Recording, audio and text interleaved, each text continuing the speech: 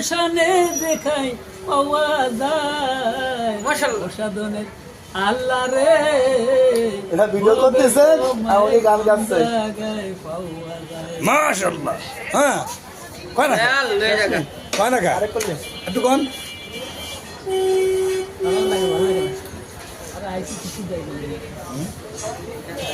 মানে এই সাহায্য তো আল্লাহ তুমি আল্লাহ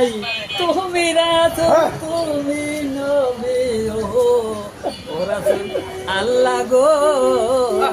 তিন কথার ভিতরে তুমি ও আমার সাথে মাওলা রে